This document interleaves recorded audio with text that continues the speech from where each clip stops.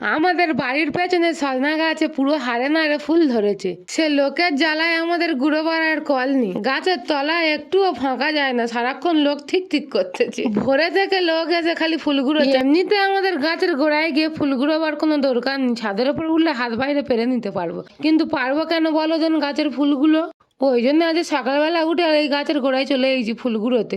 তাই এর আগে আবার দু চালান লোক গুঁড়ে নিয়ে গেছে। আমি ফুল গুঁড়াবো আর আমার রাজাবালা চুপ করে থাকবে, ও এসে গুঁড়োনো শুরু করে দিচ্ছে আমার সাথে। তাই এই দেখো এই এত কটা গুঁড়িয়েছি, বেশি আবার গুঁড়োতে পারবো না, আমার কোমরের ব্যায়রা মাছ। তাই এই ফুল কটা আজের বড়া করবো। ভালো করে ধুয়ে ধায় নিচ্ছি। এখন এর মধ্যে পেঁয়াজ কুচি, ধনেপাতা কুচি, একটু হলুদ গুঁড়ো, জিরের গুঁড়ো, নুন আর একটু চালের গুঁড়ো দিয়ে ভালো করে এইরকম করে চটকে চটকে মাখাতে হবে। ইতে আমি এক ফোঁটাখানিও জল দিইনি, তবুও দেখ না কিরম ঢেল ঢেলে হয়েছে। তা যাই পারে হোক গে। এবারে গরম তেলে এরকম গোবর চাপড়ার মতন দিয়ে দিতে হবে। আর আমার কারবারটা দেখ, গরম তেলে দে আর খালি হাত দিয়ে চাপতেছি, ভাগ্যিস হাতটা পুড়ে যায় না। আমার আর জ্ঞান আক্কেল হবে না মনে হয় রে। গোবর চাপড়া দিলে শুকনো হলে যেরকম ঘুটে উঠে আসে সেইরকম দেখো পুরো চাপড়া ধরে উল্টে দিচ্ছি দে। আর এরকম লাল লাল করে এবার শুধু ভেজে নিচ্ছি। চলো এবার গোটা কত খেয়ে দেখি। দেখে আমার এমন লোভ লাগতেছে, ছাওয়ালটা না দে আগে নিজে গক বক করে গিলতেছি।